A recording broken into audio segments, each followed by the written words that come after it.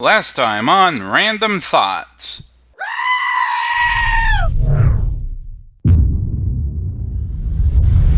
Now back to our irregularly scheduled program. Dude, not cool. Well, I didn't want to disappoint my viewers. I gave them a planet blowing up. But did you really have to choose this place for our temporary home while the world is being rebuilt?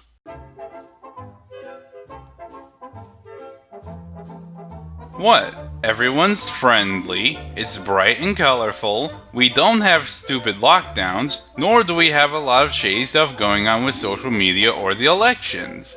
Why hate this place? It is unnatural. Well, if you don't want to join me on this, then go back inside. I'm pretty sure they won't follow. When it comes to answering who would win, Death Battle is undoubtedly the show that comes to mind. It is unique in that it is a relic from YouTube's early days, coming out right at the end of it, something that can be seen in its gradual evolution.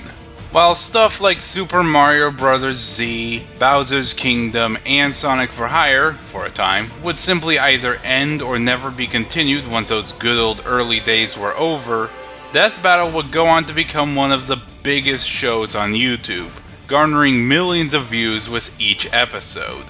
And why shouldn't it? When it came out, no other show was like it.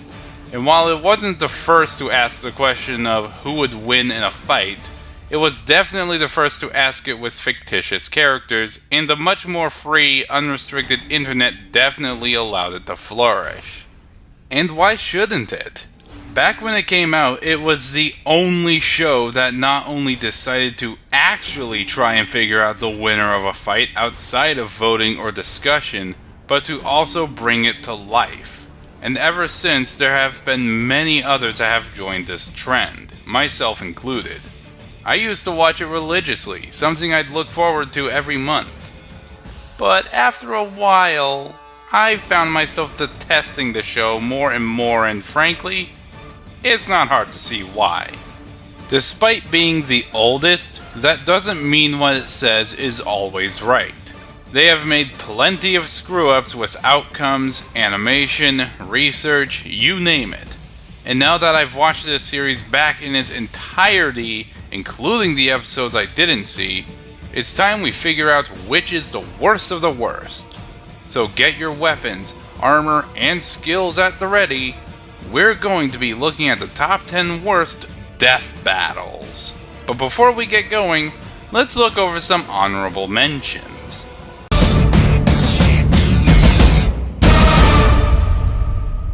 Honestly, I expected much more from this. She-Ra vs. Wonder Woman is probably one of the most underwhelming fights I've seen this show do. It honestly feels like the writers didn't know what to do, and as a result, relegated this to nothing more than just a simple sword fight that's not too different from what we've seen many times before. But the biggest crime that it commits is that it just feels like a bunch of wasted potential. These are demigoddesses who are capable of moving planets, they both have means of aerial dogfighting, and both have the ability to travel through space. Why is it just a sword fight in a forest? Beerus vs. Galaxia took advantage of the fact they could destroy planets and travel through space, so why not this? And let's be honest. Compared to previous fights, this one is just lackluster. He-Man vs. Lion-O was a better 80s themed battle and actually caught the corny feel from what's expected of both shows. Sorry, Catman, but you won't string me along that easily. And feels like a neutered version of the God Brawl we got in Thor vs. Wonder Woman. If anything, that is how this fight should have been like. In the end, there's not much else to say, and there's honestly a lot worse out there. What else can I say? No amount of power can help this Princess Promenade. That's what power really looks like.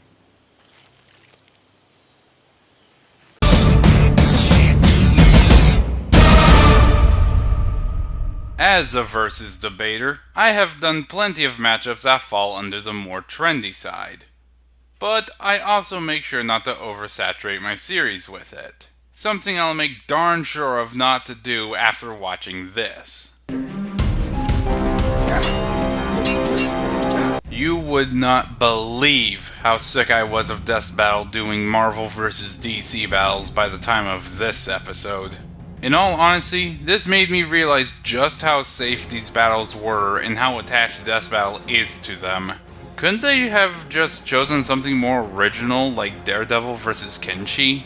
And I know some may say they're both normal humans who are heroes in a world of superhumans who have found a way to stand out among these god-tier titans, but by that logic, why didn't they just pit Daredevil against Batman? He too fits that same criteria, and I'm pretty sure this matchup is slightly more popular. In the end, I just think they went with Nightwing because he used similar weapons to Daredevil, which is a boring reason to me. And that's how I describe this episode. Boring. The hits delivered to each character doesn't feel like it has any weight. Every time these characters hit one another, it doesn't feel like they're hitting a solid object and reacting to it. They look like they're just throwing fake punches and the other is pretending to react to it. And in all honesty, the music is not a good fit. It's just too soft and too slow for a fight scene. It just really bogs it down.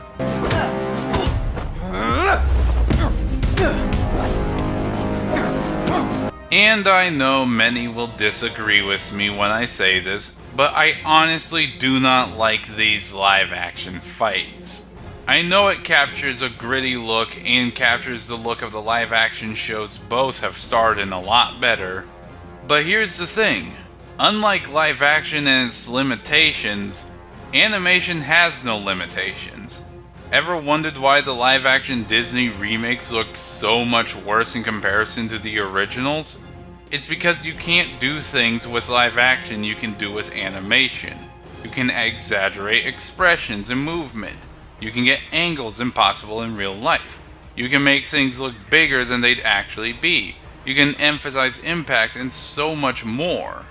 If I were to pay one of my animators to do this fight, I'd have it go across rooftop to rooftop, crashing through office buildings, going across the city street, and so much more. But nope, because they had to do it in live action, they're stuck in a boring garage. At least with the forest in She-Ra vs. Wonder Woman, you can argue that it added a lush, colorful atmosphere. But to be fair, there are far worse episodes that committed far worse sins. But in truth, I don't need super senses to see that this battle is best left for the birds. See you in hell.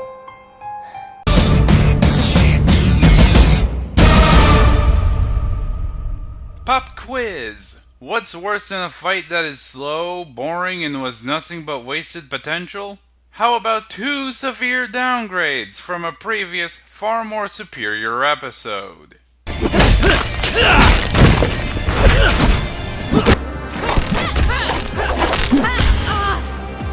Now, to be fair, both these battles have better camera angles in comparison to the original Batman vs. Spider-Man.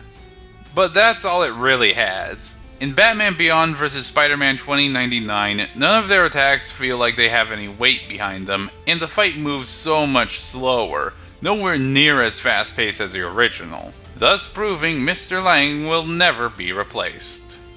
The only real tension that came from this fight was the fact Spider-Man won the last battle, and the interest in seeing if it would be any different. But in the end, it was obvious that Batman would win, as newer episodes love to wank DC. Batgirl vs. Spider-Gwen, on the other hand, was... Oh my goodness! Squidward! How else can I describe it? It looks awful. The characters move like constipated action figures, and at moments it looks like it was animated in the same style as Red vs. Blue, the series, not the fight. They lack that much weight, and their movement is that unnatural. As for design, Spider-Gwen looks okay, but my god, what did they do to Batgirl?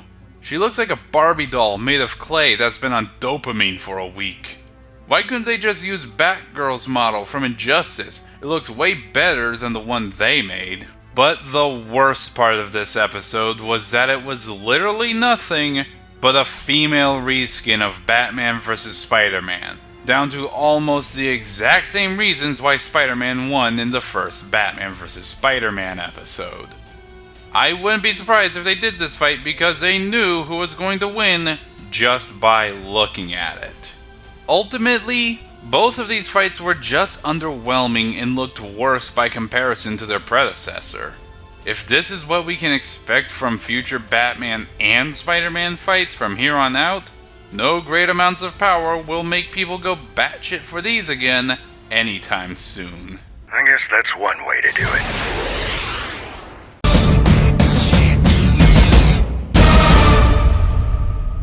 Despite both being clowns, there's nothing to really laugh at here.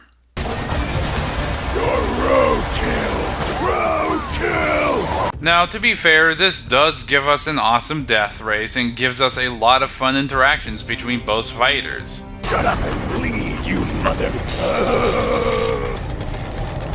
I also feel like it portrays the Joker rather accurately. However, what ultimately put this as one of the worst for me is that it's a prime example of why compositing characters is a bad idea. Now, I've used composite versions of characters before, so I am not saying avoid it altogether.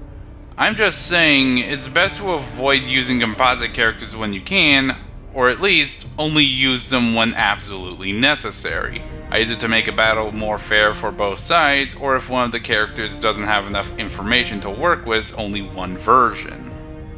This is a case of using composite characters just because. I can name the 9 versions of Joker they're using against the 1 version of Sweet Tooth they have.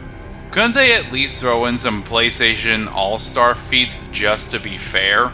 Not to mention, considering how much more devastating Sweet Tooth's arsenal is, I can literally pinpoint out many opportunities and points in the fight where Sweet Tooth would murder Joker before he could manipulate him.